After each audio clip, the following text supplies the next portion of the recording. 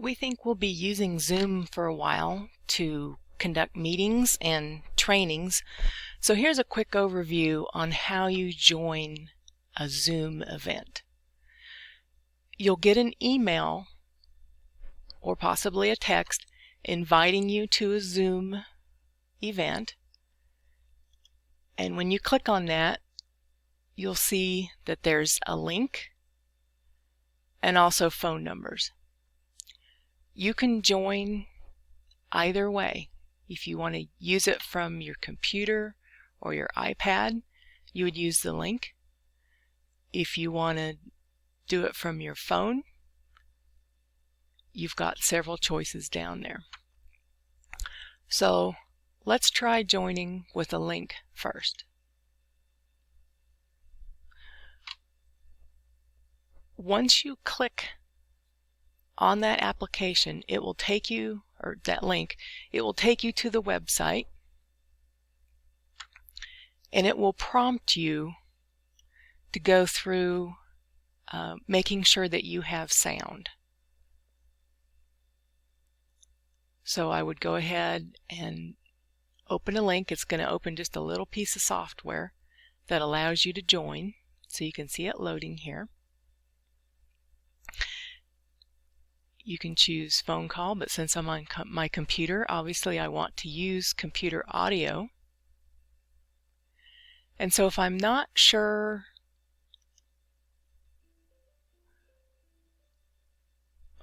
and here we go, if you're not sure if what you're using will connect,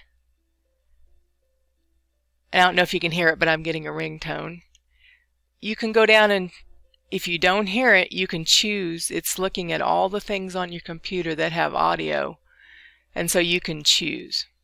So I'm going to hit yes so I don't have to. And again, you might have heard that it recorded that. Sorry. So anyway, it's easy to get to make sure that you're hearing. Now, I don't have a webcam, and those are certainly optional. If you have a webcam, it'll go through, you'll see your picture. I don't have a webcam on my particular computer, so you won't see me, thankfully. All right, so it tells me whether or not I've got sound. And by the way, I'm using headphones with a microphone. You can use your computer speakers if your computer has a microphone. But again, you can just listen in if you don't have a microphone, or you can do that on a phone. You can just listen in. But on your computer, if a screen is shared or if a video is shown, you would be able to see it. So I'm going to join with computer audio.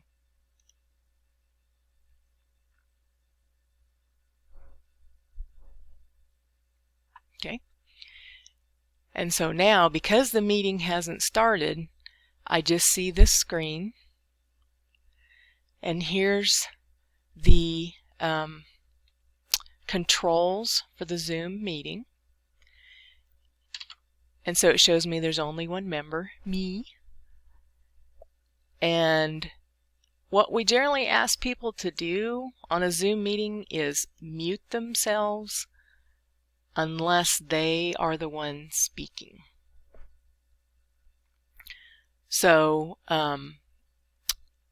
we can set meetings so that it's mute on joining. The share is a share screen. So again, you can share your computer screen. Usually just the presenter does that. One person at a time can do it. And then also, particularly if we've muted all the other participants, you can also do a chat window. And so if somebody's presenting, if you want to ask a question,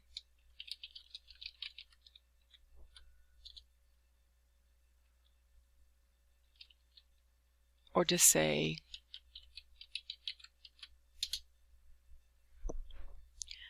you can see that this comes up. Now, you know, if you've got one person running the meeting, they might not be able to answer, but the other people can answer if you're asking a question or making a suggestion. So that's one way to do it without being real distracting. If I were running an actual meeting, you would see who else was here. There would be a bar showing that, but I just did one for me so that you could see this. A meeting of one. Okay. We also with Zoom have the option of recording it. So in some cases we may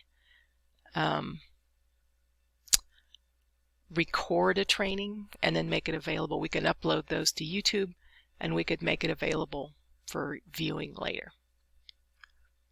Okay, I'm going to pause this just a minute and I'm going to try calling in with the phone because I've never done that, and then I'll come back and describe that process.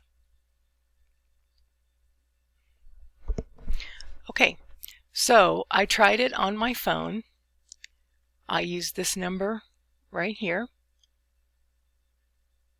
Probably could use any of them. That's just the one I used. I used it on my cell phone. And an automated voice answered and asked me to put in the meeting ID, which is right here. Oops, didn't get it all, sorry. Well, you get the idea. There's the whole ID. And then it said either enter your participant number or pound. So I just hit pound, and so now my participation is on hold until the host okays it. So I would say if you're joining by phone, go ahead and type in this number, which is the password. Okay, so now I'm going to go to my Zoom meeting and I'm going to admit myself on the phone.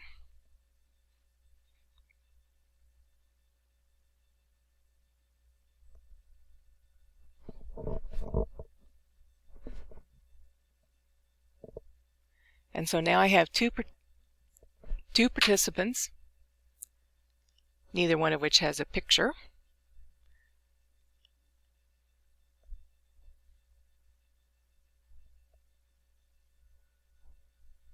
And I'm going to hang up because it's echoing off my phone. Again, I've never done all this, so I'm being a little squirrely here. But you get the idea. I didn't know how to mute myself on the phone. But you get the idea that even if you don't have a computer, you can listen in, and I'll have to figure out how you mute yourself on the phone. Or maybe I, as the host, I could have muted them. It's not hard.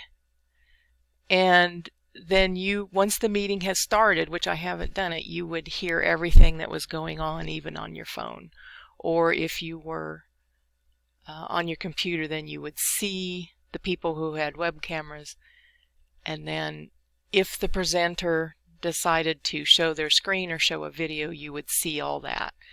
If you're on your phone, if you call in, you would only hear it.